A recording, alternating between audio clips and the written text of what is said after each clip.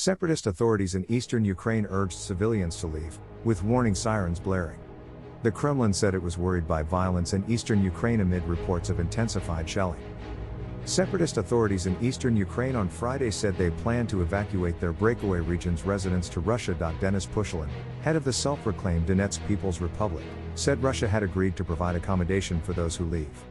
He said women, children and the elderly should be evacuated first. A similar announcement was made in the other self-proclaimed region, Luhansk. A loud warning siren sounded in the center of the city of Donetsk on Friday. The Kremlin said Friday it was concerned by an increase in fighting in eastern Ukraine as both Ukrainian government forces and pro-Russian rebels reported increased shelling for a second straight day. Observers from the Organization for Security and Cooperation in Europe reported 189 ceasefire violations in the Donetsk region alone on Thursday, up from 24 the previous day. What is happening in the Donbas is very concerning news and potentially very dangerous, Kremlin spokesman Dmitry Peskov said. Also, President Joe Biden will speak at 4 p.m. ET Friday to give an update on our continued efforts to pursue deterrence and diplomacy, and Russia's buildup of military troops on the border of Ukraine, according to the White House. Biden last spoke about the crisis on Thursday as he departed the White House for a trip to Ohio, when he said the risk of Russia invading Ukraine was very high, because they have not moved any of their troops out. They have moved more troops in, number one.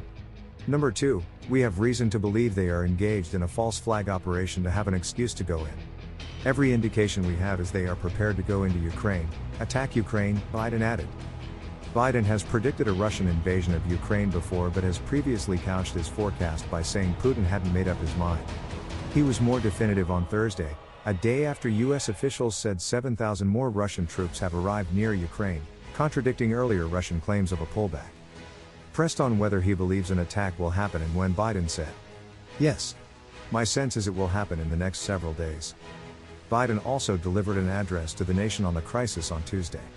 In a speech at the White House, Biden said to Russian citizens that the U.S. and its allies are not a threat to them and that there's plenty of room for diplomacy with Russia to avoid a conflict in Europe. The United States and NATO are not a threat to Russia. Ukraine is not a threat to Russia. Neither the US nor NATO have missiles in Ukraine. We do not have plans to put them there, as well. We're not targeting the people of Russia. We do not seek to destabilize Russia. To the citizens of Russia, you are not our enemy, Biden said.